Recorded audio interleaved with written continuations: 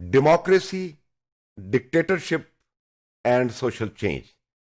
तो इस मॉड्यूल में हम अहाता करने की कोशिश करते हैं कि किस तरह डेमोक्रेटिक वे, democratic government, democratic political system और डिक्टेटोरियल पॉलिटिकल सिस्टम और पॉलिटिकल मोड जो है वो किस तरह असरअंदाज होता है जो सोशल चेंज के साथ या ट्रांसफॉर्मेशन जो सोसाइटी के अंदर आ रही है।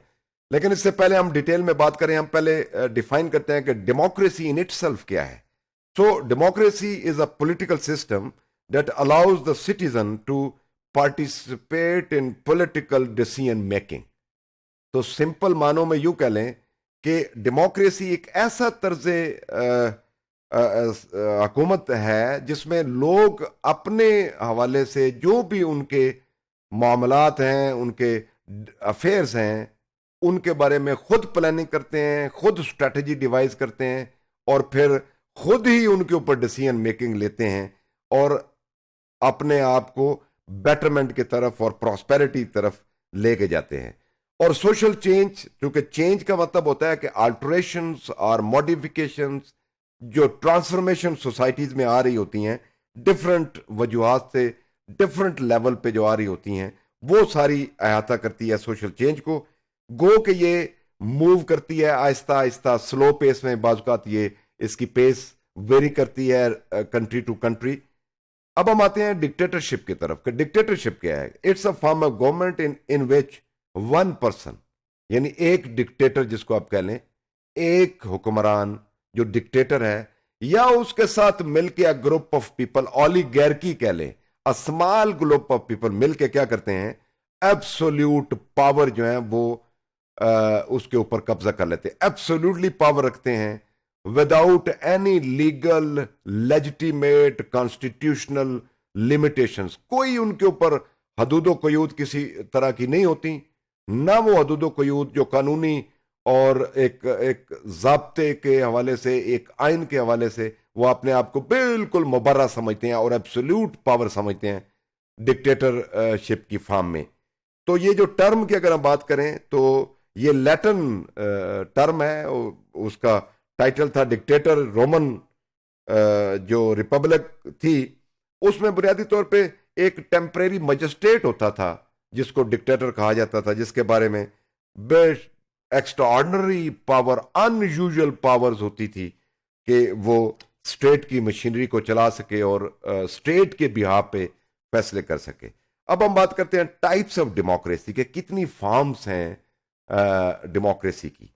सो एक डायरेक्ट डेमोक्रेसी है, रिप्रेजेंटेटिव डेमोक्रेसी है, प्रेसिडेंशियल डेमोक्रेसी है, पार्लियामेंट्री डेमोक्रेसी है, अथॉरिटेरियन है, फिर पार्टिसिपेटरी है, और जो इस्लाम के हवाले से अगर हम बात करें कि जो इस्लाम भी मशावरत को प्रमोट करता है कि आपस में मशावरत से बाहम जो पॉलिटिकल सिस्टम है उसको आगे लेके चले, उसको क्वाइन किया गया है इस्लामिक डेमोक्रेसी के साथ।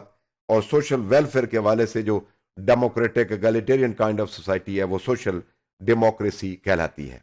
अभी हम बात करते हैं कि टाइप्स ऑफ डिक्टेटरशिप जो है वो क्या है। तो there are 3 different types of dictatorship और अथॉरिटेरियनिज्म, जिसको आप ऑटोक्रेसी कह लें, अथॉरिटेरियन ओलिगार्की कह लें, एंड एब्सोल्यूट डेमोक्रेसी कह लें। तो सबसे पहले हम बात करते हैं कि ऑटोक्रेसी क्या है। In autocracy unchecked and overriding political power is lodged in one person occupying a single high office.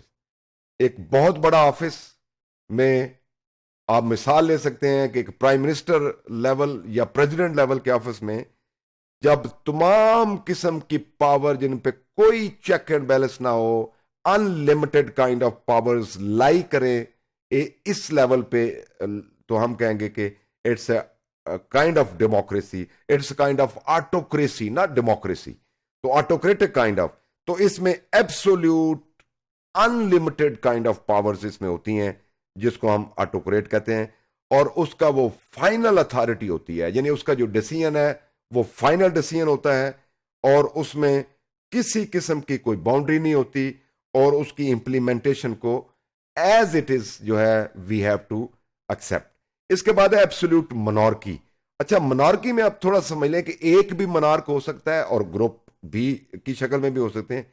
ये भी अनलिमिटेड पावर है, इसके एब्सोल्यूट मोनार्की है, अनलिमिटेड पावर होती हैं इसके अंदर भी, कि लॉ की किसी किस्म की जो जो बाउंडेज है, जो बाउंड्रीज हैं, लिमिटेशंस हैं, वो इसमें भी हमें एब्सोल्यूट मोनार्की में नजर नहीं आती। लेकिन इंतहाई एक अहम खसूसियत जो मैं समझता हूं इसमें एब्सोल्यूट मोनार्की में हमें नजर आती है कि ये हेरिडिटरी होती है, यानी वरासती तौर पे लोग बादशाह, अगर हम सब कॉन्टिनेंट की मुगल एम्पायर की मिसाल लें तो आपने देखा कि बाबर है, बाबर के बाद फिर हुमायूं है, हुमायूं के बाद फिर अकबर है, इस तरह फिर अकबर के बाद जहांगीर आता है। तो ये एक आपको एक विरासती तौर पे आपको जो बादशाहत है उसका इंतकाल आपको नजर आ रहा है। इसके बाद जो थर्ड है वो है अथॉरिटेरियन। अथॉरिटेरियन में ये होता है कि एक कलेक्टिव डिक्टेटरशिप होती है कि एब्सोल्यूट जो rule of few people unchecked है और उसके ऊपर किसी किस्म का यूं कह लें कि ओवरराइडिंग पॉलिटिकल पावर होती है इन इन लोगों के दौरान। और कुछ लोग होते हैं समाल, यानी यूं कह लें आजकल के अगर मॉडर्न जमाने के, उनकी अपनी एक किचन कैबिनेट होती है आपस में मशवरे के साथ, लेकिन वो फ्यू लोग होते हैं, उसमें कुछ ज्यादा लोग शामिल नहीं होते। इसके बाद है एब्सोल्यूट डेमोक्रेसी। एब्सोल्यूट डेमोक्रेसी में यूं कह लें कि ऐसी पॉलिटिकल सिस्टम जिसमें certain constitutional, legal, legitimate boundaries और लिमिटेशंस हुक्मरानों की तय की जाती हैं ताकि वो ओवरराइडिंग एब्सोल्यूट पावर एंजॉय ना कर सकें और उनके ऊपर जो पूरी तरह का चेक एंड बैलेंस है वो रहे। और उसमें डेमोक्रेसी जो है वो बिल्कुल एक आईनी, कानूनी और यूं कह लें कि जिसकी जो बाउंड्रीज हैं वो पूरी तरह तय होती हैं, उसको हम एब्सोल्यूट डेमोक्रेसी का नाम देते हैं। ये बेशक एक यूटोपियन टाइप आइडिया है कि एक विशफुल थिंकिंग होती है। दुनिया में कहीं पे भी एब्सोल्यूट डेमोक्रेसी जो है वो नजर नहीं आती। हर डेमोक्रेटिक पॉलिटिकल जो प्रोसेस है उसमें हमें कोई ना कोई खामियां नजर आती हैं। बहरहाल ये एक आइडियल टाइप है, अगर हम वेबर की जबान में बात करें। रियल डेमोक्रेसी जो है वो और है, और एब्सोल्यूट डेमोक्रेसी ये एक इमेजिनेशन या विशफुल थिंकिंग तो हो सकती है, लेकिन रियलिटी के साथ इसका ताल्लुक नहीं है।